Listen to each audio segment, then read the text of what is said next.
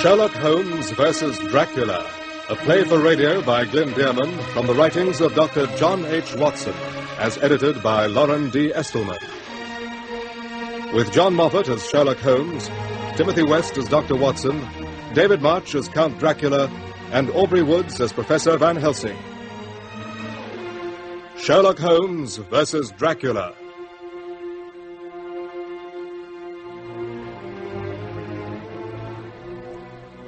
Allow me to introduce myself. My name is John Watson, friend and contemporary of Sherlock Holmes, about whom I have written certain accounts that have, I am flattered to say, been well received in many quarters. About this particular case, I have until now remained silent. However, I feel it my duty to set the record straight regarding a number of erroneous statements made recently concerning the events that I am about to describe. I refer in particular to a spurious monograph authored by an Irishman by the name of Bram Stoker and entitled Dracula. To begin with, the book completely ignores the part which Sherlock Holmes, and to a lesser extent myself, played in bringing that affair to its successful conclusion. Although Holmes does not agree, it is my belief that Stoker was induced by the unscrupulous Professor Van Helsing deliberately to falsify facts in order to inflate his own reputation as a supernatural detective. What follows will show, I think, that I do not make this charge lightly.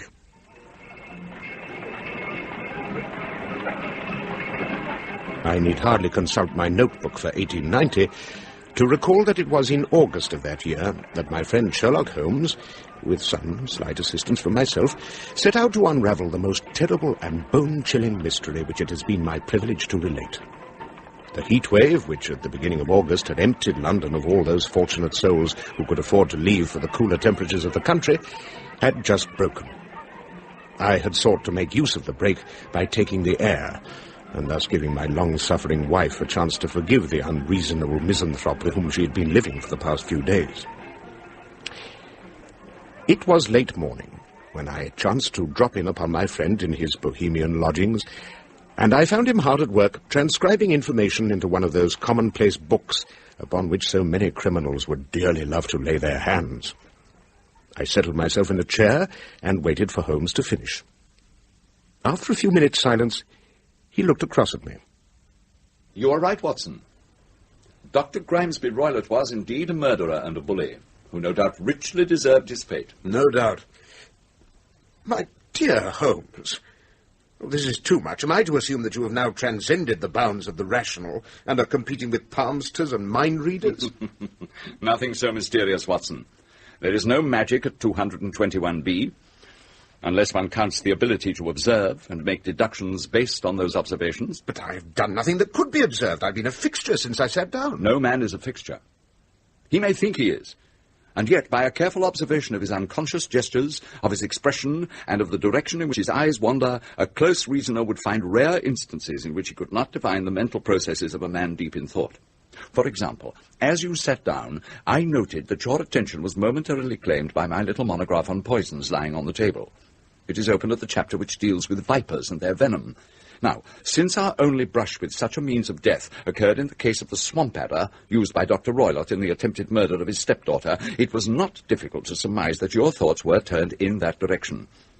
My suspicions along these lines were confirmed when I saw a look of disgust and revulsion across your face. And when that expression turned to one of righteous anger, I was certain that I was on the right track. Whereupon I agreed with you that Dr. Roylott was a bounder of the worst sort, and was pleased to see by your reaction that my reasoning was sound. Oh, Holmes, you do yourself a disservice by explaining your methods. The effect would be so much greater if you left your subjects in the dark. And your chronicles of my little exploits would, as a result, be shelved, alongside the fanciful works of Monsieur Verne and the brothers Grimm. But tell me what you think of this telegram. It arrived this morning. Would like to consult you regarding lead column in this morning's Daily Graph. Thomas Parker, Whitby, Yorks. Have you read the article? I have.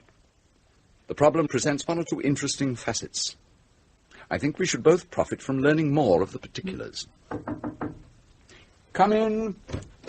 Mr. Holmes? That is correct. And you, I take it, are Mr. Thomas Parker of Whitby? Yes. Allow me to introduce my friend and colleague, Dr. Watson. How do you do? How do you do? Please sit down, Mr. Parker. Thank you. You've read the item I mentioned in my telegram? I have indeed. I am its author. I'm aware of that. Oh, indeed? How? The ink stains on the insides of the index finger and thumb of your right hand told me that you spend much of your time writing. That you are seldom off your feet is borne out by the run-down appearance of your heels. Well, journalism is the only profession I can think of which combines such energy with the more placid activity of putting pen to paper. So I thought it likely that you were the same journalist who had written the rather interesting account to which you directed me. But all this is elementary. Pray, tell me, what is on your mind? Mr. Holmes, I've been authorized by my editor to extend you a fee in return for providing us with a solution to the mystery which took place in Whitby Harbour at midnight last night. Yes. We can discuss such things as my fee later, Mr. Parker. For the moment, I wish to hear a summary of the facts as you know them, in your own words, independent of the restraining hand of your editor. Very well. Until yesterday evening, the weather in Whitby has been much like that which you are now enjoying in London. Just before midnight, however, the air suddenly became so oppressively still that even the most ignorant town dweller would have realized that a storm was approaching. There is a great flat reef in Whitby which has caused the wreck of many a vessel unaware of its presence. Yes, I know of it. Well, the Royal Navy has installed a searchlight on top of the East Cliff for the purpose of guiding craft through the narrow alley that is the only safe passage from the open sea into the dock area. Last night, I was assigned by my editor to accompany the workers who were to put the light into operating order and report on the project's worth. I arrived at midnight, and as I did so, the storm struck.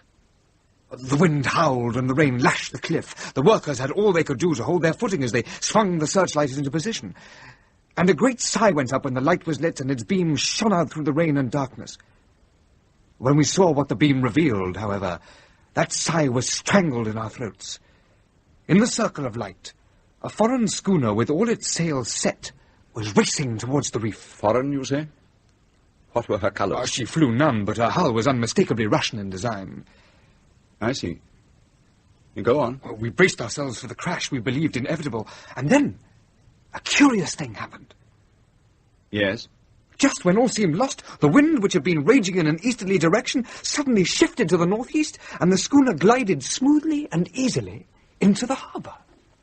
Well, this was so unlike the disaster we had been expecting, and the abrupt change of wind such an unheard-of occurrence that I doubt any of us believed what our eyes told us. Well, I hope I'm not boring you with these details, Mr. Holmes, for I am trying to impress on you what it was like to witness the event. On the contrary, it is a most lucid and informative account. What happened then? Our feelings of joy were premature, for as the schooner slid past, the searchlight fell upon the most horrendous sight. That of a corpse lashed to the helm. Good heavens. We were all so shocked that the men forgot to swing the light, and the vessel slid from view. By the time they had recovered enough to act, there was a wrenching sound, followed by a crash, and the schooner had run aground on the sand near Tate Hill Pier. Oh, there is one more incident to tell you, although I doubt it is of much use. Every scrap of information is of use at this point, Mr. Parker. Well, no sooner had the light been trained back on the deck of the ship than something that looked like an immense dog leapt up from below and bounded off into the darkness. A dog? Yes, I assumed it was a pet of one of the crew, but you may have some other theory. As I've told the good doctor here on more than one occasion, it is a capital mistake to theorize before one has all the evidence. But it does seem strange that the captain would allow one of his crew to carry a large pet on board when space is so important. Perhaps that is a question best left to a student of the Russian mind. We have yet to establish that the captain and crew were as Russian as the schooner. Excuse me, but has no one questioned the crew about the mystery of the dead man and the dog? That would be quite impossible, Doctor. You see, with the exception of the corpse at the wheel, there was no one on board ship. Good Lord. Tell me, Mr. Parker, who was first on board after the ship had beached? The Coast Guard on duty. Did he examine the dead man? Yes, sir. And threw up his hands in terror as he did so. Indeed. And why was that? Mr. Holmes, I saw the dead man's face when I went aboard. It was distorted so grotesquely that it was difficult to believe that it was the face of a human being. Distorted how? With horror. Naked, unrestrained horror. Such horror as no man has experienced since the beginning of time. Yes. You have a poetic turn of phrase, Mr. Parker. I urge you to put it to constructive use. Describe the body. A man some years past middle age, black-bearded. His hands were lashed to the wheel, one over the other in the manner of a seaman who wishes to prevent himself from being carried overboard in rough weather. The chafing of the cords had cut his wrists to the bone, but it was the object that he held in his hand that claimed my interest. And what was that? A rosary, sir. with the beads wound around both wrists and the wheel. It was a strange sort of thing to find in those circumstances, hence my interest. That is all I can remember, save for the wounds. Wounds? 2 puncture marks at the throat, perhaps an inch apart, ragged at the edges, and somewhat puckered. The authorities have asked us to withhold that information to avoid panicking the local population with the fear that a wild animal is loose in Whitby. I assume a physician was summoned? Yes, sir. A surgeon, Mr. Caffin, was called in to examine the corpse. He declared the sailor to have been dead for at least 2 days. In the pocket of the man's jacket he found a bottle with a number of pages of closely written script rolled up inside. I have since learned that they are an addendum to the ship's log. So far the press have been refused access to it. Excellent. You have a sharp eye, Mr. Parker. And what of the ship's cargo? 50 wooden boxes, measuring some 7 feet by 3, containing nothing but plain earth. I am ignorant as to their ownership or purpose. And the dog? What happened to it after leaving the schooner? No one knows. It has disappeared. An appealing problem, Mr. Parker. Most appealing. Does that mean you will accept the assignment, Mr. Holmes? I shall be delighted. You may inform your editor that Mr. Sherlock Holmes will look into the problem and that he will notify the Daily Graph as soon as he has reached a solution. Thank you, sir. I'm most grateful. Well, Watson, what do you make of it all? It seems a somewhat dark and sinister business. I agree wholeheartedly. There was something aboard that ship, something that no man could look upon without risking the loss of his life or reason, and it is up to us to uncover it. What about the dog? And the strange wounds on the dead man's throat? Those, my dear Watson, are the mysteries which you and I are going to clear up when we reach Whitby. Unless, of course, your practice cannot spare you for a few days. Yes, indeed it can. I will see to it that all my patients are referred to my neighbour, and inform my wife that she will not see me for a while. Then make haste, Watson, make haste. I warrant that the adventure of the foreign schooner will make an admirable addition to your little collection of thrillers.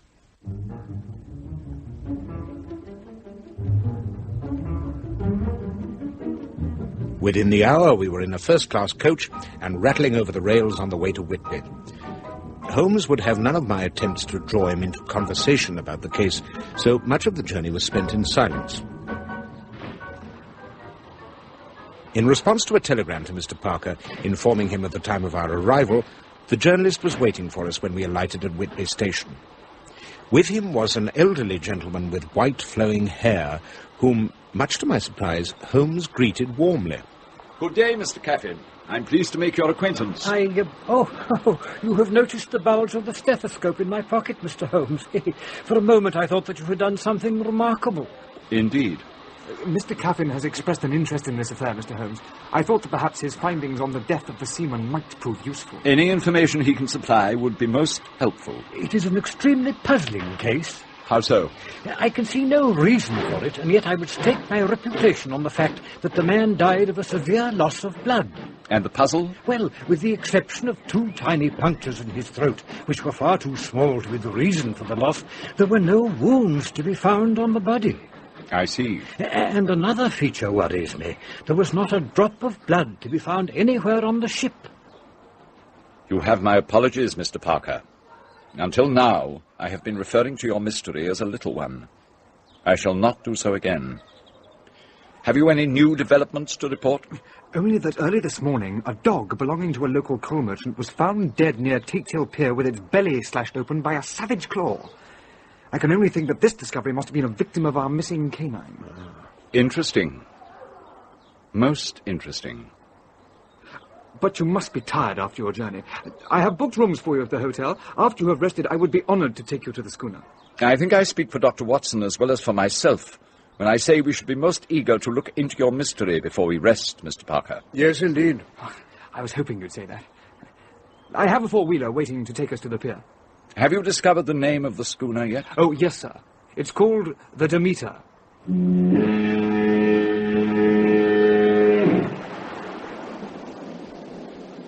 A sea fog had settled over everything by the time we reached the harbour. The rather choppy waters had turned a gunmetal grey, and the vessels anchored in the area were reduced to indistinct shadows. Near the base of the pier, the schooner Demeter, with her sails in rags, was perched on a narrow mound of sand. Instead of boarding the ship, as I had expected, Holmes spun on his heel and trudged off across the beach, with head bent and hands clasped behind his back, studying the sand at his feet. At intervals, he flung himself down onto his stomach and peered at something through his lens. I stole a glance at the two men at my side and saw that they were watching him with puzzled smiles. As with most people, seeing my friend in action for the first time, they did not realize as I did that every one of his strange procedures was applied towards a definite end. When at last he returned to where the rest of us were standing, he wore a crestfallen expression which quickly became accusing when he turned it upon Thomas Parker. The cargo has been unloaded. Why, yes. Some men came for it this morning with 5 wagons. I was not here at the time and so was not able to question them. Their papers were in order, so they were allowed to take away the 50 boxes. But I mean, it's incredible. You engage me to solve a mystery, and then you make it impossible for me to do so by allowing others to trample all over the clues and take away the one bit of evidence I need to solve the problem. I'm sorry, sir. Come, Watson. Let us board the ship. Perhaps between the two of us we'll be able to piece together what little remains. Of course, Holmes. Of course.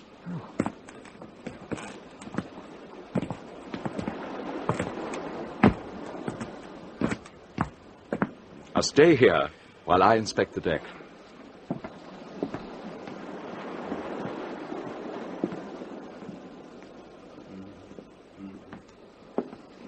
Watson, over here. Where? I can't see you in this confounded fog. By the helm, man. We are in luck, Watson. The ignorant fools who allowed priceless bits of evidence to be carted away had the foresight to cut the rope that bound that poor unfortunate man to the wheel, rather than to attempt to untie the knots. You've reached a conclusion, then? Only that Parker was right in assuming that the captain had lashed himself to the wheel. There are indentations in the rope ends that could only have been made by the man's teeth as he pulled the knots tight. But at least we know that for certain now. And your examination of the deck? Yielded nothing. The teak is too clean to show footprints. The rail is a different matter, however. Ah, what have you found? Blood, Watson. Blood. Our friend the doctor was in error in stating that there was none of it to be found on board the ship. I have discovered 3 places where drops of it spattered onto the rails when the bodies of the crew were cast overboard. You are certain they were murdered, then? Oh, my dear fellow, I was never in doubt of the fact. But we'll discuss these things in greater detail when we're alone at the hotel. Now, perhaps you would care to rejoin Mr. Caffin and Mr. Parker while I go below. I shall not be a moment.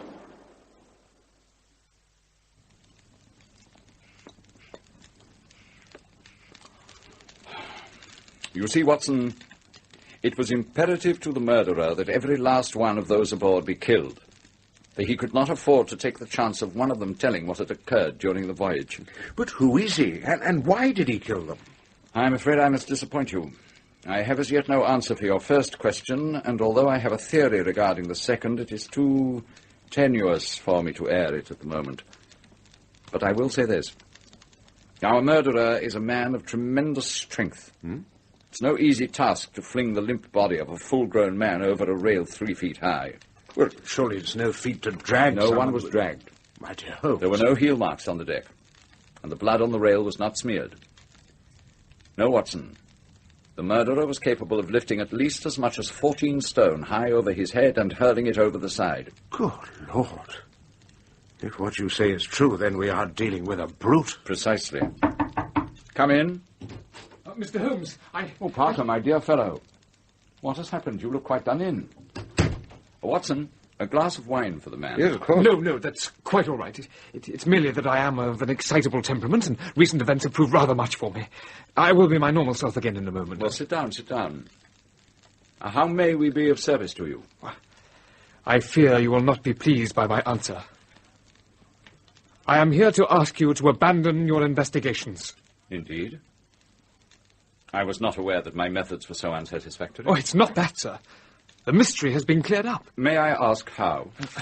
This is a translation from the log of the Demeter. All the answers seem to be contained in it. I should prefer to hear your interpretation of its contents, Mr. Parker. It seems obvious enough. The Demeter sailed from Varna on July the 6th. Aboard were 5 hands, 2 mates, a cook, and the captain, who appears to have been the man we found lashed to the wheel. 10 days later, one of the crew was reported missing. A search was launched, but to no avail, and it was decided that he had fallen overboard during his watch. Within a week, another man was lost, under the same circumstances. By the first week of August, only the captain and his first mate were left aboard ship. The captain himself was manning the wheel at midnight on August the 3rd, when the mate, screaming incoherently about something horrible in the hold, scrambled up from below and hurled himself over the side. The captain stated in his August the 3rd entry that he was convinced his mate, then a hopeless madman, was responsible for the sailors' deaths. But what of this entry for the 4th? I dared not go below, I dared not leave the helm. So here all night I stayed, and in the dimness of the night I saw it. Him. And later, but I shall baffle this fiend or monster, for I shall tie my hands to the wheel when my strength begins to fail, and along with them I shall tie that which it, dare not touch. And then, come good wind or foul, I shall save my soul and my honour as a captain. Well, I must say that those are strange words for a man who has seen the perpetrator of these heinous crimes take his own life. Well, when that was written, the captain had been at the helm for nearly 24 hours without relief. I think we can put it down to the ravings of a man in the throes of complete exhaustion. And the captain's death? I'm very curious to hear your theory as to the cause of the severe loss of blood. Mr. Caffin is a fine surgeon, but he is also elderly. I think that perhaps he mistook an anemic condition for blood loss.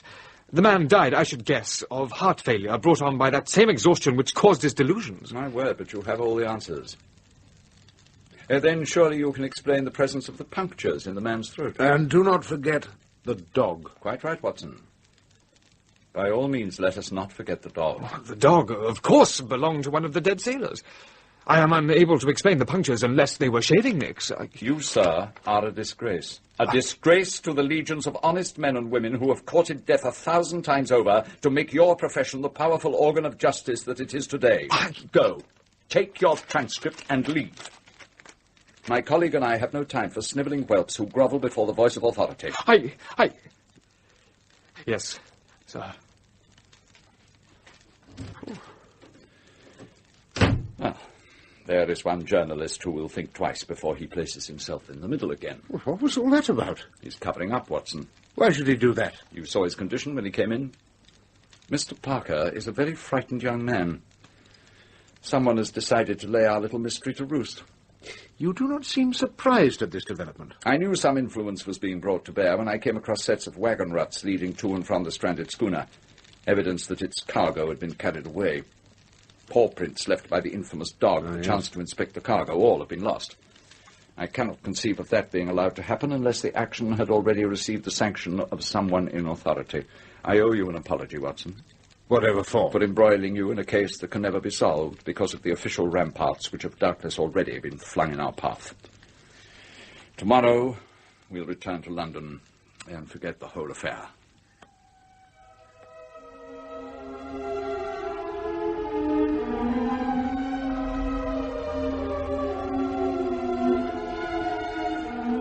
I saw nothing of Holmes throughout the next few weeks, although I read of him a great deal. The murder of Sir Oliver Worth Benton of Coventry and subsequent arrest of his wife occupied the front pages of the London dailies for many a week. And when my friend was able to prove conclusively that Lady Worth Benton was innocent and that the gardener held more than a passing motive for having murdered his employer, one could scarcely walk down to the corner without hearing the detective's name mentioned. As for myself, I was too busy with my practice to leave my consulting room for more than 10 minutes at a stretch, for the end of the holiday season had brought its usual quota of insect bites and summer colds. So I was taken completely by surprise when, shortly after I had retired on the evening of the 27th of September, my wife awakened me to tell me that Holmes was waiting for me downstairs. I'm sorry to disturb you at this hour, Watson, but if Mrs. Watson has no objections, I should like to borrow you for a few days. Something has come up in which your services may prove of considerable value. Well, I don't know if Mary The change will do you good, John. I shall see to it that Jackson takes over your practice. Excellent. Pack a bag, Watson, for you will be staying with me until this business is concluded. I will see to that. Thank you, my dear. Now, what is all this, Holmes? You will find a summary of the events of the past week on the front page of this issue of the Westminster Gazette.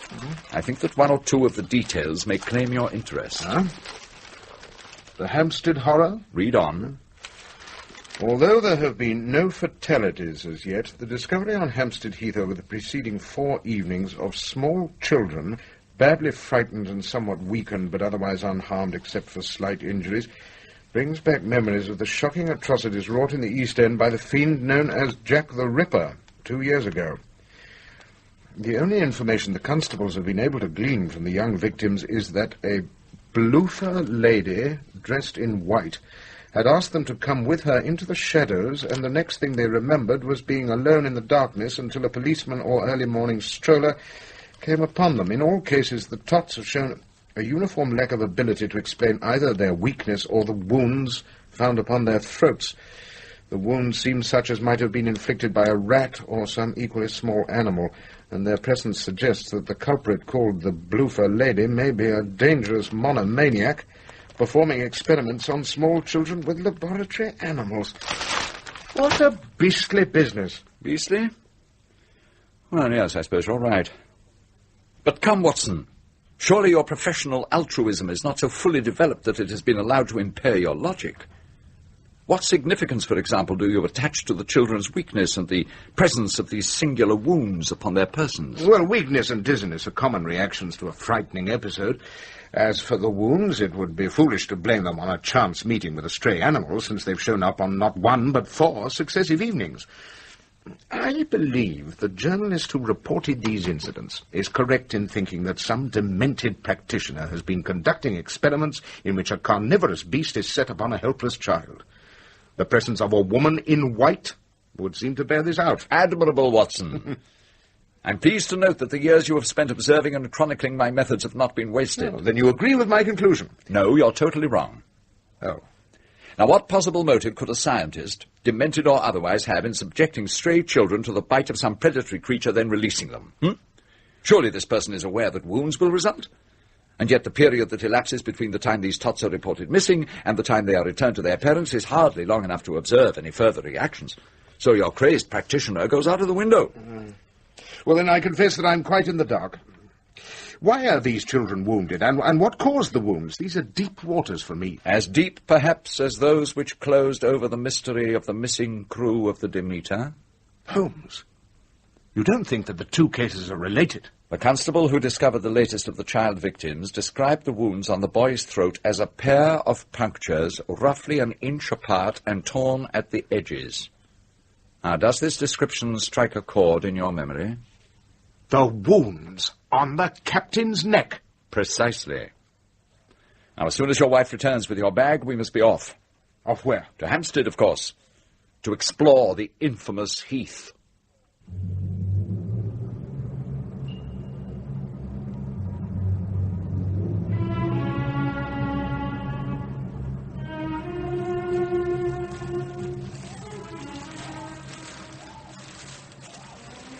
No doubt, Watson, you are wondering what we are doing here in the middle of nowhere. Where are we going, Holmes? I'm more confused than ever. Patience, my dear fellow. I promise that before this night is over, you shall have all the answers you seek.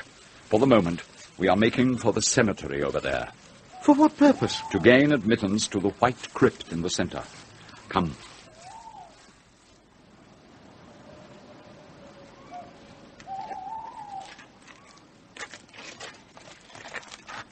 Here is where your lantern will prove useful, Watson. Cast a beam on the lock, and let us see if my talents as a burglar are... Hello. What's this? The door's already open. What can this mean? Draw your revolver, Watson. There is danger inside.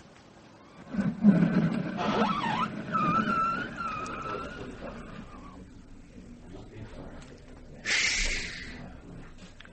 Who are those people, Holmes? And why are they gathered around that open coffin? I believe I know. My God! The body inside. It's the woman in white. No! I must say, no! That man in the middle, he has a wooden stake in his hand. He's... Good God! No!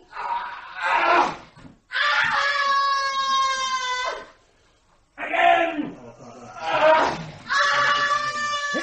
He's killing her, Holmes. Look, he's... Wait.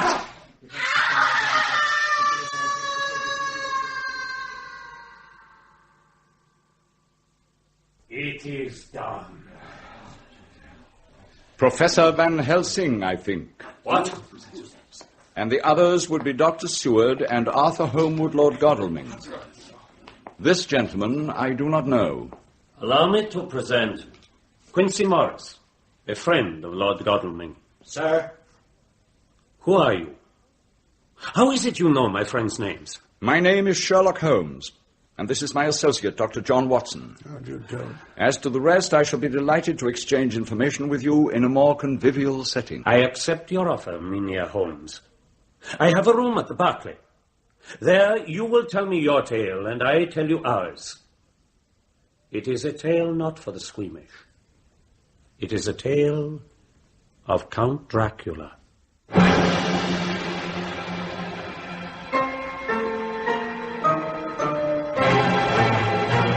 I judge by your friend's expression that he thinks himself in the lair of a murderer. Absolutely. He has not been told? He has not been told for the simple reason that I myself did not know until recently. What exactly do you know, Mynheer Holmes? I know that the woman whose existence you ended so abruptly tonight was a vampire. I know that in life her name was Lucy Westenra, and that she was engaged to be married to young Lord Godalming. I know also that the man who condemned her to her undead state arrived in England aboard the Russian schooner Demeter, which docked under the most mysterious circumstances in Whitby on August the 8th. I'm counting on you, Professor Van Helsing, to fill in the details. Your reputation is well deserved. It would interest me to know in what manner you came to your conclusions. There will be time for that later. For now, I think it is in your own best interest to tell us your story. Well, my name, as you have already divined, is Abraham Van Helsing. I have been physician and lecturer at the University of Amsterdam for many years. There it was that I first met Dr. John Seward, and it was through him that I became involved in the case of Miss Lucy Westenra. This lady had fallen ill early in August, and in spite of recurrent episodes of seeming recovery, continued to fail until her very life was in danger. Most puzzling to my friend was that each relapse seemed to occur immediately after the lady was discovered walking in her sleep outside her lodgings in Whitby. Then came the incident which, when I learned of it, convinced me that we were dealing with something far more terrible than simple illness. A friend of hers, Miss Mina Murray, discovered her one night upon the stone of a suicide's grave in a cemetery near the house. Bending over her, in Miss Mina's own words, was something in black. When Miss Mina cried out, the thing raised its head and turned upon her a face with gleaming red eyes. By the time she got there, however, it had vanished. Miss Lucy had fainted. That night, her health began to fail again. One moment. When was this precisely? The date was August the 11th. I see. Pray continue. It was shortly after this event that I was summoned. You have been rightly hailed for your powers of deduction, Mynheer Holmes, and yet I flatter myself that even your lightning-quick mind could not have arrived at the conclusion faster than did my own, once the stricken woman's symptoms were described to me. The thing in the cemetery, the sudden decline, the presence of 2 tiny wounds upon her throat. Was there ever a more classic case of the dark things of the night at work than this? Without hesitation, I took precautions which have been ingrained in me since childhood. Strands of flowering garlic I strung about the windows of Miss Lucy's bedroom. A silver crucifix I placed about her neck. But alas, these were wasted efforts, for I had not taken into account the ignorance of Miss Lucy's mother, who removed the garlic in order to allow her daughter to breathe the night air. If only that were all that entered the room that night. The final decline had begun. On September the 20th, Miss Lucy expired. And on that night, the Bloofer lady was born. What ineffable twaddle! Holmes, this creature is seeking to escape a charge of murder by claiming that he did nothing more than aid in the destruction of a phantom, when it is obvious that his victim was flesh and blood. I never seen a more flimsy attempt at disguising one's guilt. Sit down, Watson. Professor Van Helsing speaks the truth. Very well. Professor, earlier this evening you mentioned a name that was unfamiliar to me. Who is Count Dracula? We struck a bargain, Mynheer Holmes. First, I must hear how you have come to know what you know. Oh, that is of little consequence. After reading in the newspapers of the recent occurrences concerning the woman in white, I came up to the heath, to the spot most frequently alluded to in the reports. I followed what I believed to have been the impressions left by the Bloofer lady's quite tangible feet to the Godalming crypt. After that, it was a simple matter to peruse back issues of the local Hampstead paper until I came upon the death notice of one Miss Lucy Westenra, betrothed of Lord Godalming and attended during her illness by Dr. John Seward and Professor Abraham Van Helsing. When I learned that she had been transferred here from Whitby, my interest became acute. I made contact with Dr. Watson, and we travelled to the Heath together. It did not seem to be going too far to identify the men we found gathered around the coffin this evening as those mentioned in the newspaper. Brilliant. But elementary. It is the very simplicity of the thing that I find so brilliant. But I have paid you compliments enough for one night. Who is Count Dracula? As well you may ask me, who is Lucifer? For the two have much in common. According to my friend, Professor Arminius of the University of Budapest, Dracula was that proud descendant of Attila's who led his horde against the bloodthirsty Turk over 4 centuries ago. Even then, in the days before it is said he offered his immortal soul to the evil one in return for everlasting life, Dracula was spoken of as vampire, berserker. Still is he spoken of as such in the land which once he ruled.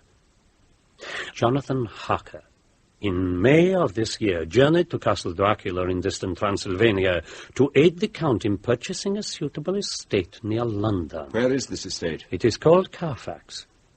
It stands upon a by-road at Purfleet. Mynheer Harker's stay in Transylvania was a circus of horrors, from which he was able to escape only through terrible risk of his life. What took place after this estate was acquired by Dracula, I have been able to piece together from newspapers, from my own experience. The appearance in Whitby of a Russian schooner piloted by a dead man last month, carrying a cargo of 50 boxes of earth, tells me that Dracula has docked in England. He it was who condemned our poor Miss Lucy to her undead state, from which we were able to free her only this evening. As her avengers, our next step is to seek him out in his present lair and destroy him before he can contaminate another soul. Oh, really? I see, Doctor, that you are skeptical. I most certainly am. Well, I once laughed, as you do, at the idea of vampires, of corpses that prey upon the blood of the living. I laugh no more, for I have seen the evidence of their unholy existence. Now I know their strengths and weaknesses as well as I know my own. By day they are powerless, then they rest in coffins upon or beneath the soil of their homeland. Until now, we who have studied Nosferatu, the undead, believed that this of necessity bound the vampire to his native shores. But by taking with him an ample supply of earth from Transylvania, Dracula is free to haunt the 4 corners of the globe with impunity, so long as he may remain undetected. We know of his appetite. The deaths of 9 seamen during the month-long voyage from Varna to Whitby told us this. We know from the appearance of what observers called an immense dog on board the beach ship that Dracula can change his shape at will. He can, at least in his immediate vicinity, command the elements. Witness the sudden gale which struck Whitby on the night of the Demeter's arrival. Miss Lucy's rebirth as the Bloofer lady is evidence enough that his victims become themselves vampires. As if all these things are not enough, he has the strength in him of 24 men, for who but a brute could have succeeded in hurling overboard the limp corpses of his victims at sea.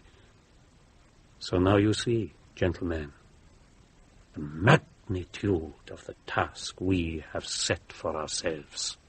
Has he no weaknesses? Have you no weapons with which to combat this fiend? More weapons we have aplenty. Wolfsbane is one, garlic another, but most feared is the Holy Cross, and all that goes with it. By day and by night we may operate, while during the hours of sunlight Dracula must rest. And to bring to an end his unclean existence we have the wooden shaft. By such means may the vampire be rooted out. Bravo, Professor Van Helsing. You have laid out a preliminary plan of action much as I would have done myself. The information which you have provided is of great value. In return, my colleague and I would be happy to lend our own limited powers to the task you have so eloquently described. I am grateful, Mynheer Holmes, but that will not be necessary. I beg your pardon? Please do not take offense. It is not that we would not welcome the application of your remarkable powers to this labor, but rather that we would prefer to avoid notoriety. Even in my country, we are familiar with the good doctor's accounts of your more interesting cases, and we are anxious not to have publicity that may panic all of Britain. I assure you, sir, that Dr. Watson and I will be most discreet. I am sorry. Now, I must ask you to leave so that I may confer with my companions. Why, if you do not desire our assistance, have you told us so much about Dracula? Why didn't you simply refuse to take us into your confidence? I suppose I had. Would you have abandoned your investigation? Certainly not. There, you see? You are committing a grave error, Professor Van Helsing. I urge you to reconsider. The matter is closed. If either of you should attempt to interfere, I shall be forced to take drastic measures. Good day. Come, Watson. Good day, sir. Oh. Well, I suppose that's that. On the contrary, that is definitely not what it is. Whatever you mean. How can we go any further in this business without Van Helsing's aid? You are no longer skeptical? Oh, I'm always skeptical. But I admit I'm not so sure of my ground as I was. Good.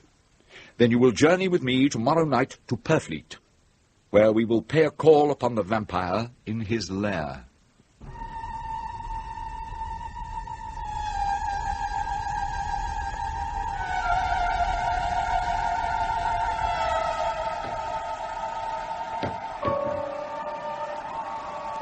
It was not quite dark the next evening when we stood before the entrance to Carfax Estate. Even though Van Helsing had not included bullets among the weapons he considered effective against our singular foe, Holmes had insisted we each carry a revolver. I felt as if I were being watched. The feeling increased as we drew near the building, until by the time we were standing before the iron-banded door, I was obsessed with the certainty that our every move was under the scrutiny of unseen eyes. Holmes succeeded in unlocking the door with the second key he tried, and with an effort, for the door was thick and heavy, we pushed it open. That's done it, I'm afraid. Step carefully, Watson. He knows we are here now.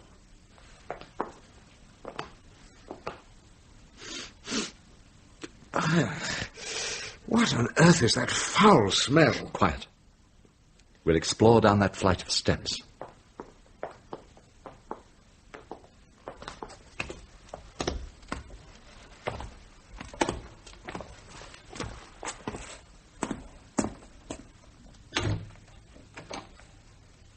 As I thought, the chapel. That stench, it comes from here. Raise your lantern. Do you see, Watson? Boxes. Coffin-shaped boxes.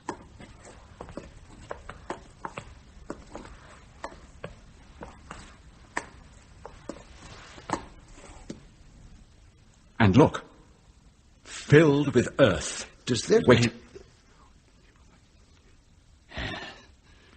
There are only 29.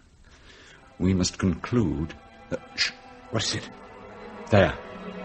Behind you. What? There was someone in the doorway. For a brief second, I'd swear it. Quick! After him! No! Back, Watson! Back! What is it? Rats! Ah! Thousands of rats! Use your revolver, man. Clear a passage and run, for the love of God, run!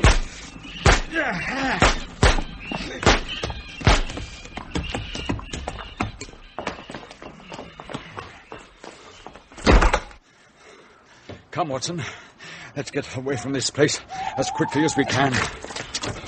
Ghastly beasts. Ghastly indeed. And for a purpose. That little demonstration was designed to frighten us off, with great success. Even so, We've won a victory. In what way? We've done nothing. On the contrary, we have determined that the Count has other hiding places. Otherwise, we would have found all 50 boxes of earth in the chapel. And how does that help us? Quick, into the bushes.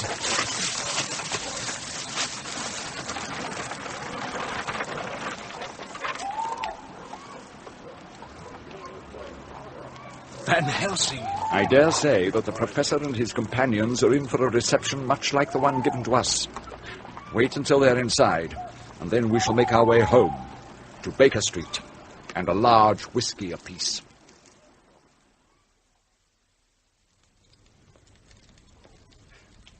You see, Watson, it is now that the true detective work begins. We know that Dracula has other lairs, and it's up to us to find them. Once we have accomplished this, it should be a simple matter to dispose of his precious Transylvanian soil, thus narrowing his opportunities of exploiting this country of ours. And if we should find the fiend himself? Then we must destroy him before he can spread his vampire pestilence throughout the empire. We have no other choice. That's odd. I heard no footsteps on the stairs. Come in. Good God. Mr. Sherlock Holmes. Welcome, Count Dracula. He was dressed entirely in black, his only concession to colour being the silver crook of a massive black cane he carried in one talon-like hand. His face was elongated and high-browed, tilted upwards in the manner of a member of a long and noble line, and pale almost to the point of translucence. His eyes glowed like smouldering embers beneath a pair of brows so wild and bushy that they almost met above the arch of his nose. The unruly shock of hair that topped his high-domed head was jet black, with a single streak of steely grey shooting up from the centre of the ragged widower's peak. But it was his teeth, the dagger-sharp canine teeth peering out between bright red lips that held my attention. They were the fangs of a predator. Yes, I am Dracula. But how... That mirror on the wall. It reflects only an open door. Mirrors. I detest mirrors. But you are indeed observant, and I am honored to make your acquaintance, sir. Even in the country of my birth, we have been fortunate enough to read of your marvelous exploits against the English criminal. No, you flatter me, Count. Your reputation precedes you as well. Perhaps you would care to join my colleague and myself in some whiskey. What's in a glass? Thank you. I do not drink alcoholic beverages. The hours of the night are few, and I have much to do before morning. I will state my business, and then you will be rid of me. Would that were true, Count Dracula. You are an outspoken man, Mr. Holmes. In my country, that is a dangerous trait. I advise you to guard your tongue in my presence. My dear Count, we are both too old to waste time upon these pleasantries. How may I be of service to you? Earlier this evening, you paid a visit to my home. I would like to know why. Oh, I think we both know the answer to that question. So we do. When I learned that it was you who had invaded my Purfleet residence, I realized that my activities in England had attracted your professional interest, an interest which I can hardly afford at this stage of my operations. I am here to ask you to abandon your investigations before they do real harm. If that is your purpose, then I'm afraid that you have come here for nothing. I am a wealthy man, Mr. Holmes. I promise you that you will not regret having granted me this one favor. I urge you to consider what I ask. You think that you have faced all the terrors that the world has to offer, Mr. Holmes, but you have barely scratched the surface. Jonathan Harker was driven mad by but a few of the myriad forces that are mine to command. He was fortunate. Even as we stand here, those forces are gathering, responding to my unspoken instructions, with but one purpose in mind: to destroy all obstacles which stand in my path. From icy graves they arise, from gallows and tombs, for all that die are my agents. They are the army of the dead, How may one mortal expect to triumph over such an enemy? Your tales are wasted on me, Count Dracula. I am no more frightened by them than I was by your rats. The rats were a warning. I assure you that when I decide to act in earnest, you will not escape. I've heard enough. You may show our visit to the door, Watson. That will not be necessary. There are far worse things than death, Mr. Holmes. Persist, and I promise that you will find out what I mean. Ooh. Do you notice the cold, Watson? I thought the same thing the moment we entered Carfax. It is the miasma that surrounds Count Dracula. It grows warmer now that he has left. A most informative confrontation. What do you suppose he thought to accomplish by coming here? I should think that's obvious. He hoped to persuade you to stop interfering with his plans. When bribery failed, he resorted to threats. No, Watson. Dracula had no intention of inducing me to leave him alone. That was merely his excuse to come here and observe his enemy in his natural habitat. Now, I must dispatch some telegrams to Whitby. Within a few hours, I shall be able to find out where the remainder of the 50 boxes were sent. Where they are, Dracula cannot be far away.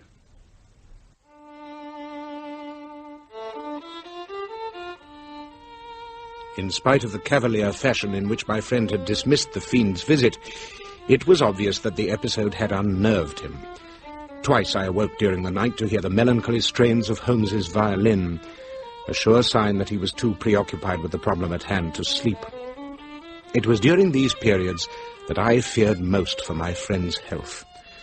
For though I had succeeded in curing him of the terrifying addiction which had once threatened to destroy that wonderful brain, I knew the temptation was still there. The next morning, his spirits seemed restored, and these improved still further upon the arrival of a series of telegrams. Success, Watson! I have learned all of Dracula's hiding places in London. I am delighted to hear it. On August the 10th, 50 boxes of earth were put on a train for London, and upon arrival placed in 4 separate locations according to instructions. Among these locations was Carfax Estate. We will, I assume, visit each of the places mentioned? On the contrary, we will do nothing. Nothing? Well, we'd only be covering territory that's already been covered. My informants tell me that another gentleman has also been making inquiries. I can only assume that this was Jonathan Harker. No doubt he's already imparted the information to Van Helsing, and they are even now in the process of destroying Dracula's places of rest. Why gild the lily? Then Dracula is finished? Oh, I doubt that, Watson. I doubt that very much. I fail to understand you, Holmes. You begin by counselling inaction, and then you tell me that England is still at the mercy of this hideous creature. I've never known you to be so apathetic in the face of such a crisis. I see no humour in the situation. Oh, I'm sorry, my dear fellow. I've done you a great injustice. No, the Count is growing nervous. Why else would he have visited me here yesterday evening and tried to buy me off? It was an act of desperation, and you and I both know that desperate men make mistakes. That is what I meant when I suggested that we do nothing. I should have made clear the fact that we will be waiting. Waiting? For what? For Count Dracula to make his first mistake. I assure you, Watson, it will be his last as well.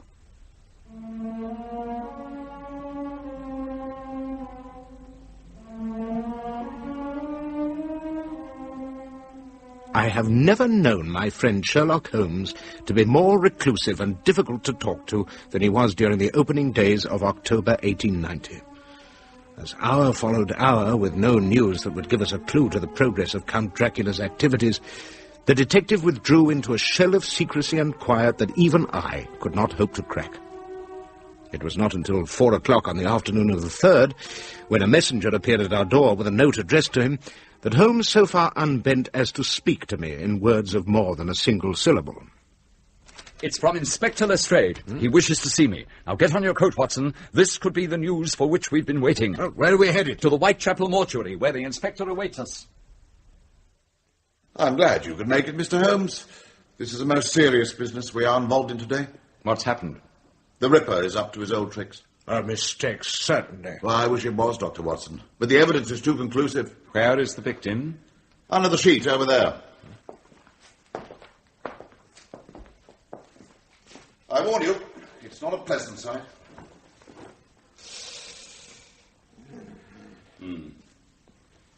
Replace the sheet.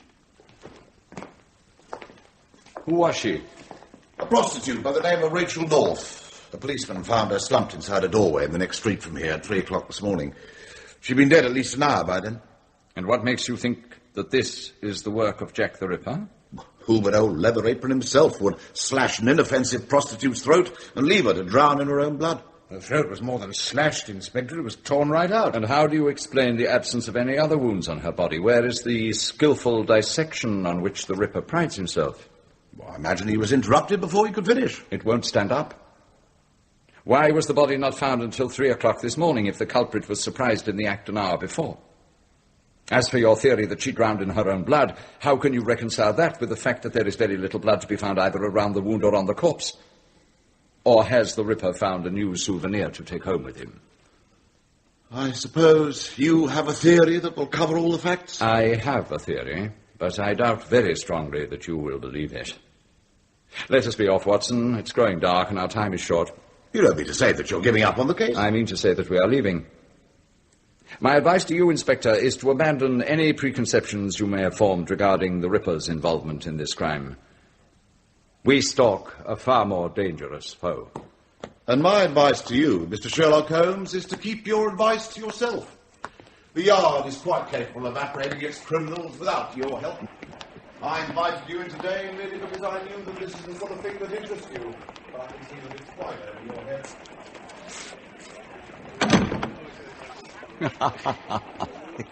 Lestrade never ceases to astound me. Each time I see him, he's grown more stubborn and unimaginative than he was the time before. Do you think it was Dracula who mutilated that poor woman? Who else? It was unlike him, however, to have made such an untidy job of it. I can only think that he's desperate and in a hurry. Otherwise, he'd have taken pains to see that the body was never found. I think, Watson, that Dracula is preparing to leave. Leave? For where? I cannot say. Transylvania, perhaps. It would seem a wise choice under the circumstances. And yet it is not like the Count to give up so easily. He may alter his plans, but it's doubtful that he would reverse them simply because they're known to his enemies. No, Watson, I fear that whatever Dracula's next step may be, it will not be surrender. Well, as long as we're on the subject of the next step, what form will our own take? Tell me, Doctor, why do you suppose our quarry chose Whitechapel as a place to strike, when he had all of London from which to choose? Perhaps because here the prey is easiest? Perhaps, but does the lion ever hunt for food beyond the immediate vicinity of his home? No, never. Do you think that... Considering Dracula's preference for long-abandoned buildings, we should have little difficulty in locating a suitable place within a half-mile radius. There is a building nearby which once sheltered a slaughterhouse, but which has been empty for some time. That would indeed make a suitable hiding place for such a murderer. Come, Watson. It's getting dark. There's no time to waste. Look, Watson. The entrance to the slaughterhouse. It's open. He's here, I'm certain. Quietly now. Right.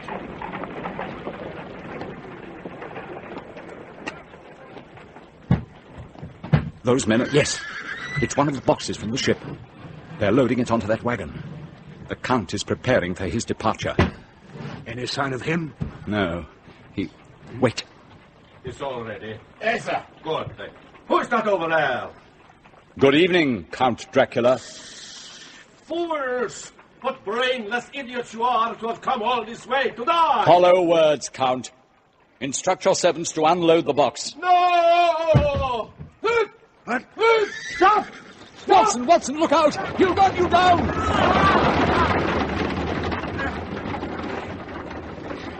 Watson, Watson, are you all right? He's escaped, Holmes. Oh, I would rather have him escape 100 times than have you harmed once, dear friend. But cease worrying. We'll find him soon enough. Indeed, and how do you propose to do that? Do you recall the affair of Jonathan Small and his diminutive partner and how we tracked them through London's busy streets? Toby! A dog with a nose for criminals. He should have little trouble following the path of so clumsy a mode of transportation as a wagon. Yet, I seem to recall that Small's accomplice had stepped in some creosote, which allowed the dog to sniff the two of them out. How do you expect Toby to differentiate between the tracks left by the wagon and those of the thousands of other vehicles which pass along the street? Oh, come now, Watson. Have you forgotten where we are? Yeah, a slaughterhouse, but... Are you telling me that any self-respecting dog would find it difficult to track down a wagon whose wheels have rolled over ground rich in blood and entrails? Holmes, you're a genius. Do you feel up to collecting Toby from his owner and bringing him here? Ready and willing, Holmes.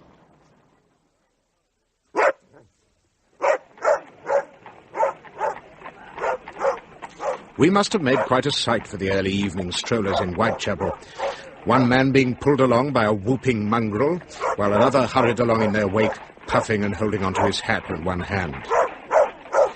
I grew uneasy as we emerged from the twisting dark alleys of the East End and entered more familiar surroundings. And how can I describe the cold sensation that began to gnaw at my heart when the trail veered towards my own neighborhood? I told myself that my fears were groundless, that it was most likely nearby Paddington Station to which the fiend was heading, there to book passage elsewhere. We had gone scarcely another 100 yards when my worst apprehensions were realized. With a mighty lunge, the dog tore off the leash from my friend's grip and bounded up the stairs of my own building to where the front door stood halfway open. He disappeared inside, his triumphant bark ceasing suddenly inside the entrance. We followed him in and came across the dog, crouched on the linoleum with his head down and his tail tucked between his legs. At first I could see no reason for this curious behavior, but slowly I became aware of the strange and terrible aura that filled the hall. It was the unearthly chill that Count Dracula took with him from the grave. He's been here, Holmes. Oh, sir, is it you? Who's that? It's Mrs. Barton, sir, from next door. Where's my wife, Mrs. Barton? What's happened to her? Gently, Watson, gently. There, Mrs. Barton. There's nothing to be afraid of. Tell us what happened. I was visiting Mrs. Watson, sir. She was feeling poorly and I was giving her tea. And then the door bursts open and in he comes. Tall he was, all dressed in black with eyes blazing red as coals. Go on. Mrs. Watson was in her robe and nightgown. She gathers them round her and demands to know who he is and what he's doing here. You are Mary Watson, he says. I am, says she. My time is short and I have a long journey ahead of me, he says. Come. He swung her up in his arms and he carried her, kicking and screaming she was, to the door. There he stops and looks back at me. He had the devil's own eyes. They burned like all the fires of hell were behind them. I thought it was over for me. Mrs. Watson had fainted, and he held her like a rag doll. Then he said, inform the doctor that no harm will befall his wife if he and his friend do not follow. Then he ups and vanishes into the fog at the top of the steps. Oh, God. I was scared stiff he'd come back for me, so I ran and hid myself in the closet. When I heard the door opening, I was sure he'd come back for me, but then I heard your voice, Dr. Watson, and I'd come down. Now, one more question, Mrs. Barton. Yes. Did he say anything about where he was going? No, sir. But after he left, I thought I heard the wheels of a wagon or a four-wheeler going off in the direction of King's Cross. I see. Thank you, Mrs. Barton. You have been most helpful. Now, you'd better go home now. You will be quite safe. Thank you, sir. He has her. The fiend has my wife. It is my belief that the Count is a man of his word. I have little doubt he will release Mrs. Watson unharmed if we do not follow. And then what? Whose wife will be his next victim? We cannot afford to let this vile thing remain on the face of the earth, Holmes, no matter what the cost. Even at the risk of your wife's soul? Even so. Good fellow. How can I help but take you for granted when your character is so consistently strong? We will return Toby to his owner and then be off to King's Cross Station. This tale will have a happy ending yet. The third clerk we talked to at King's Cross remembered having sold a ticket to Whitby to a tall, dark man, but expressed no recollection of a woman answering to Mary's description in his company. He did recall, however, that the passenger had an oblong box with him which was loaded into the guard's van, and that it took 3 men to lift it. He told us the next train to Whitby was not until 6 o'clock the following morning. Too late. It's as I thought. He has her shut up in the box. What now? It's 10 o'clock at night. The villain has a head start on us and we have no way of following. On the contrary, Watson. I know of a certain coachman not far from here who can match the fastest train on the isle. With his help, we may be in Whitby in time to apprehend Dracula before he leaves the country. I shall not attempt to describe the harrowing journey we took between London and Whitby, other than to say that it aged me considerably. All that night and throughout the next day we travelled, stopping only 3 times to change horses. But we were hampered by thick fog, and when we finally arrived at midnight on October the 4th, we knew it had all been to no avail. The train had arrived hours before us. Do not be depressed, Watson. I think I know where our quarry went from here. Driver, to the shipping offices at the docks. Someone there should remember a man of Dracula's description, booking passage for himself and a large box of earth. We were in luck. The clerk at the first shipping office we went into had served a man answering to Dracula's description earlier that evening. He had booked a passage for himself and an oblong box on the Tsarina Catherine, a ship sailing for Varna on the Black Sea at 8 the following night. Varna, the Demeter's port of departure. We lost no time in making for the dockside, and soon came across one of the men who had helped Dracula. A surly fellow. Yes, I remember him. He wanted a box loaded onto the Catherine. Offered to pay well, he did. But first he wanted the contents transferred to an empty crate that was lying on the dock. What? And the box filled with sand from the beach. By the time I got back with the sand, the crate was gone. And when the box was filled, he told me to load it onto the Catherine. So, the box on the Catherine is a decoy. What sort of a creature are you, to help another in the abduction of an innocent woman for a mere piece of gold? What kind of bilge is that? There wasn't no woman with him, abducted or otherwise. And where is this crate you mentioned? Oh, search me. Like I told you, it was gone when I got back with the sand. What ships have left this harbour within the last hour? 2, I think. I heard a steamer blowing its whistle half an hour ago, and I hoped an American clipper cast off a bit before that. They must both have been overdue, else they wouldn't have left till the fog lifted. What do you know of these vessels? The steamer would be the King Henry, bound for Australia. The other's the Baltimore, trader out of Boston. Where is my wife? The mesmeric powers of the vampire are nearly without limit, as you know only too well, Watson. It is likely that Dracula commanded her to remain out of sight until he had concluded his business. Where can we hire a motor launch? Who are you? What you want about? I've a good mind to call for a Coast Guard, have you both arrested. Who is this bloke you're after? What's it to do with you? I will explain. My name is Sherlock Holmes, and my companion... You're Sherlock Holmes? That is correct. Oh, I've been waiting a long time to meet you, Mr. Holmes. My name's Ned Bridger. Well, surely you remember my brother Morgan, who was skipper of the Alicia, when it sailed into that patch of fog in the Channel 10 years ago. Your gratitude is misplaced, I fear. The disappearance of the Alicia is one problem I was never able to solve. But you proved from a brother's record that whatever happened to that ship couldn't have been due to any error on his part, as the authorities said. For that I'll always be indebted to you, Mr. Holmes. You're too kind.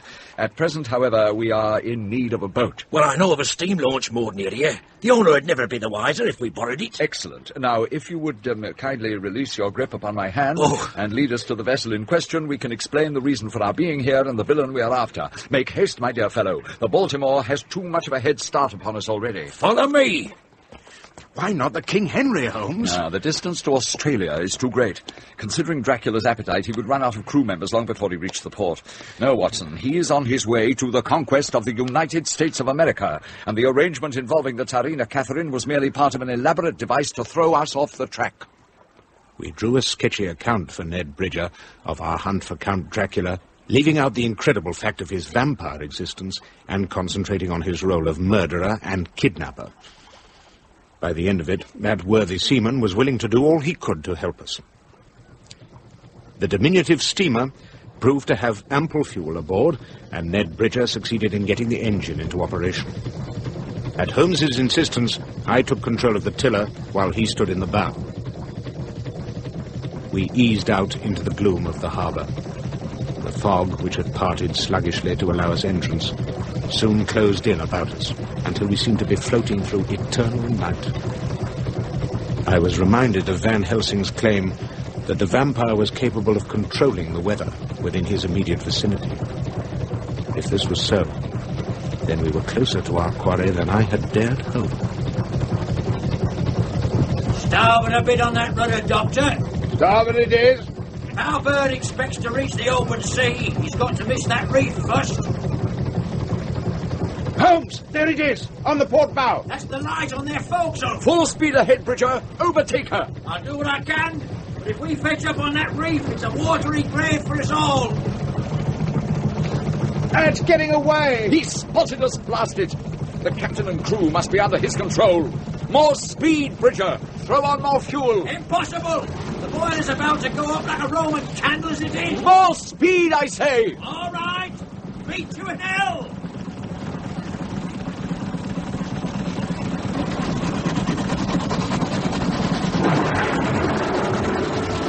Good heavens! This is Dracula's work. He's using the weather to elude us. Boiler's going to blow! Can you swim to the shore from here? I'll swim further! Then let me have the throttle and you jump overboard. Watson and I will take it from here. This boat is my responsibility. I'll not turn it over till he's like the boat. Don't be a fool, Bridger.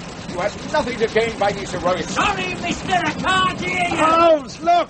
The Baltimore's turning. It's heading straight for the shore. It's heading straight for the reef as well. Dracula must be unaware of its existence. Oh, Mary! Holmes, look!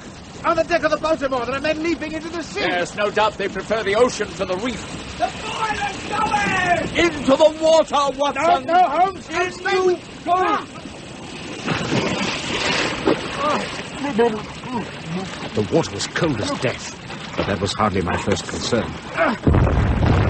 There was a tremendous explosion, and the harbour was thrown into blazing brightness.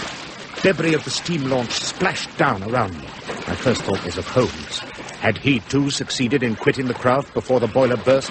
Holmes! Holmes! There was no reply, just the thunder and pouring rain. This, then, was how it ended. All the deduction, all the hours spent poring over clues and following the trails left by criminals throughout England and the continent, all the telegrams from the powerful and the destitute, requesting aid in solving mysteries of the most baffling nature, all had come to nothing more than an icy grave in a remote English harbour. It was with lead in my heart that I began swimming towards the shore. And then I saw it! The Baltimore, perched not 20 feet away from me. There was a great gaping hole in the bow where it had struck the reef close to the shore, but other than that, the vessel appeared to be unharmed. My relief upon spotting the evidence that my wife may not have perished was tempered by a sobering thought. Where was Dracula? In the next instant, my question was answered, for a jagged streak of lightning illuminated the scene, and I saw the fiend standing on the forecastle, holding the limp form of my beloved Mary. Whether she was alive or dead was something I could not tell at that distance. For a long moment we were motionless, glaring at each other across the score of feet that separated us. Then Dracula turned and disappeared into the captain's cabin. That I had been challenged to follow was a certainty. I felt a chill that had nothing to do with the temperature or my soaked condition. Sherlock Holmes was dead, and I was alone against Count Dracula. I struck out towards the beached vessel in search of the best way to board her without being observed by the vampire, and had waded stealthily into the shadows on the clipper's far side, when suddenly a hand was clapped firmly over my mouth. The slightest sound would prove disastrous to our plans. Holmes! What miracle is this? How is it that you survived that terrible explosion? Surviving that terrible explosion was not as difficult as you might think, for the simple reason that I was not there when it occurred. I jumped. Wonderful. But where's Bridger? Is he with you? No, Watson. He is not. Do you mean? I jumped with Bridger's assurance that he would be right behind me. Whether he was telling the truth or not is a moot point, since the boiler blew just as I hit the water. He did not have time to jump. He was a brave man. And it's up to us to see that he did not die in vain. You saw Dracula a few minutes ago? Yes. He has Mary with him. So I observed. Under the Count's manipulation, she appears to have exchanged the role of hostage for another one as bait.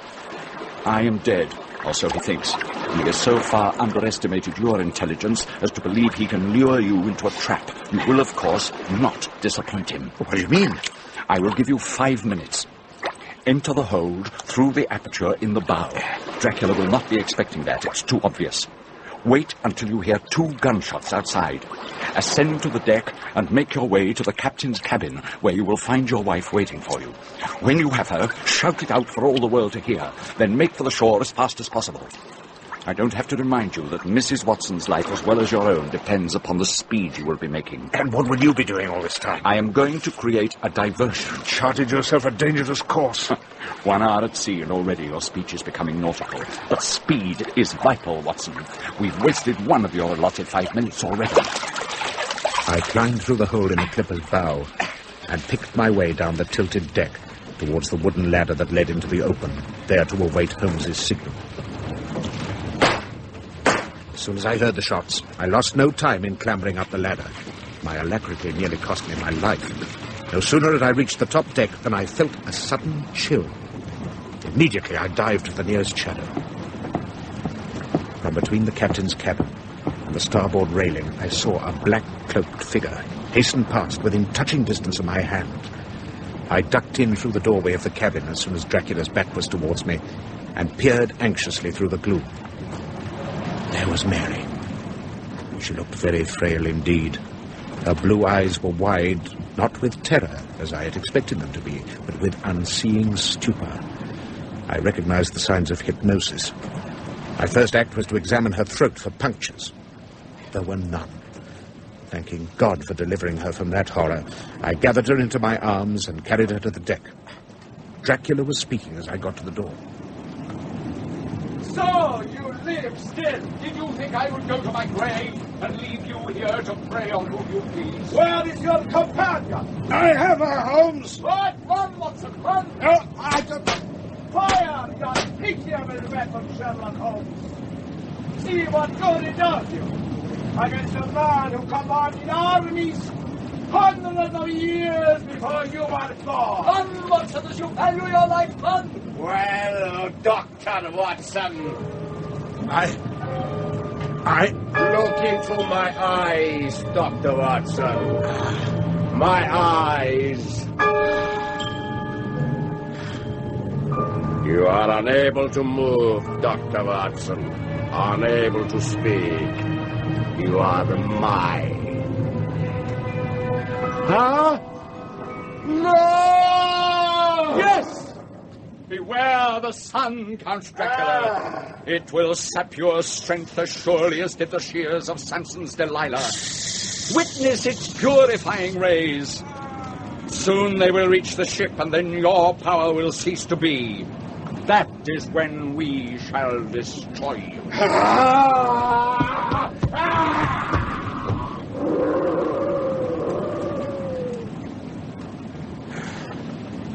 Are you all right, Watson? Yes. Yes, I think so. And your wife?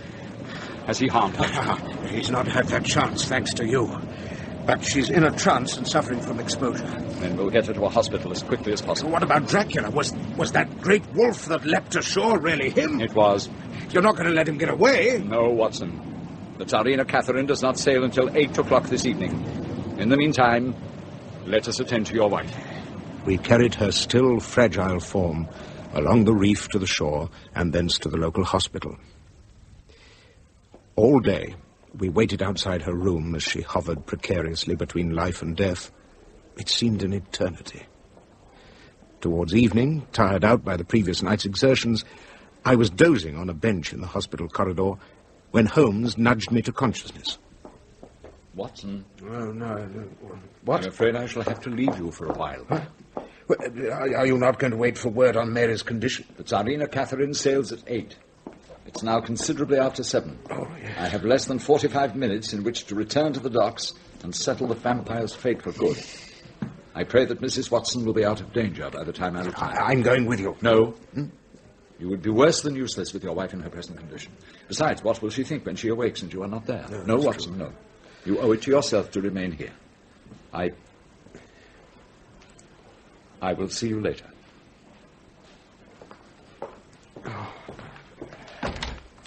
Nurse, how's my wife? She's resting peacefully. She's not out of danger yet, but the worst part of the crisis is over. Oh, thank God. May I see her? Very well, but only for a few minutes. Thank you.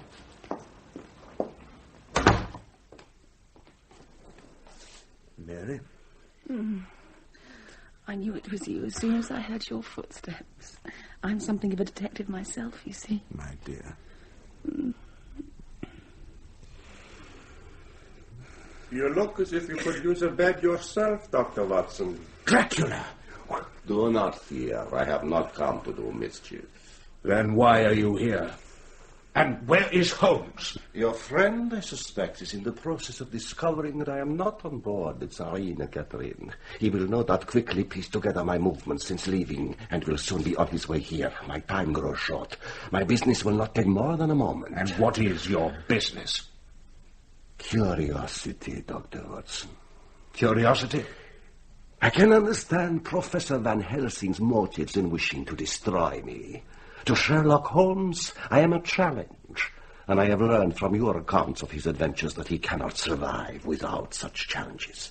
It is you, Doctor, whom I cannot comprehend.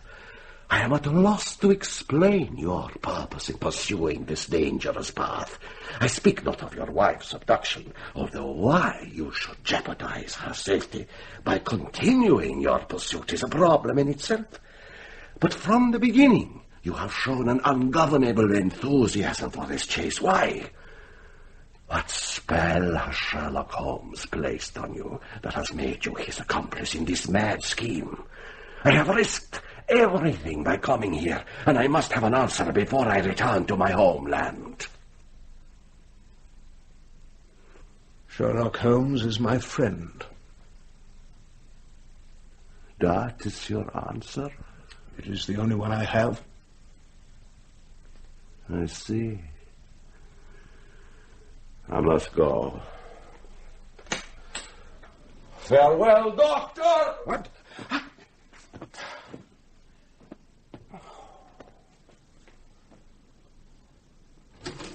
Where is he? He dived out of the window, Holmes, and suddenly he became a great bat. He's on his way back to the Tsarina Catherine, no doubt. Your wife, Watson. Has he harmed her? No, he didn't touch her. What did he want? He wanted to know why I should wish to aid you in your pursuit of him. Oh. And, did he receive an answer? Yes. Thank you, Watson. Well, what about Dracula? Are we going after him? No. His ship will have sailed by the time we reach the docks. The crew were making final preparations when I left. He will not touch ground again until he reaches Varna. Well, what is stopping us from following him to Varna and resuming our pursuit? I think, Watson, that we shall leave that task for Van Helsing and his friends. Our part in the drama ends here. It is not like you to quit a case before it is finished, Holmes. Oh, but it is finished. We have accomplished what we set out to do. But what if Van Helsing is unable to trace Dracula back to his homeland in a year's time? The fiend may try again. Do not underestimate the Professor. He is a relentless man. He and his companions will follow Dracula night and day, and they will not give up until they have sent the sanguinary Count to the eternal rest that has been waiting for him for over 400 years. Our reward is the knowledge that it is we who put him on the defensive and rescued England from the vampire's clutches. I think that is enough for two middle-aged men. Don't you?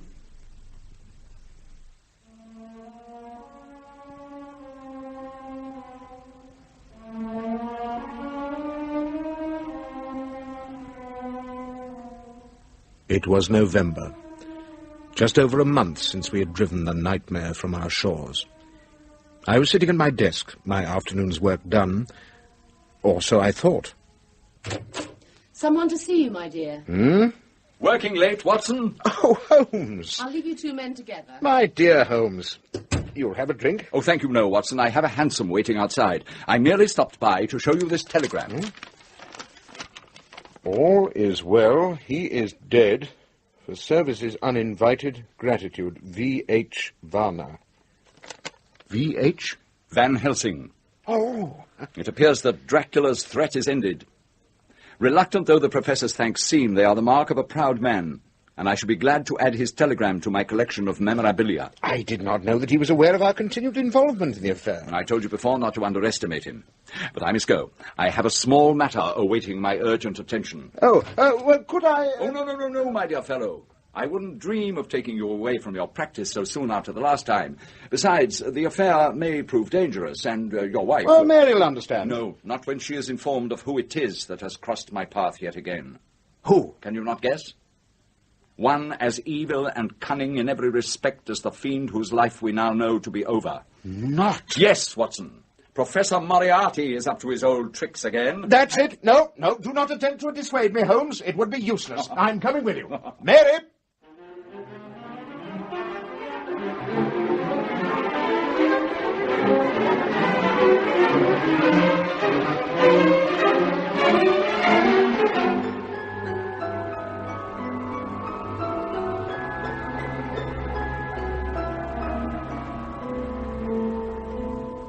In Sherlock Holmes vs. Dracula, a play for radio by Glyn Dearman from the writings of Dr. John H. Watson as edited by Loren D. Estleman, John Moffat was Sherlock Holmes, Timothy West, Dr. Watson, David March, Count Dracula, and Aubrey Woods, Professor Van Helsing.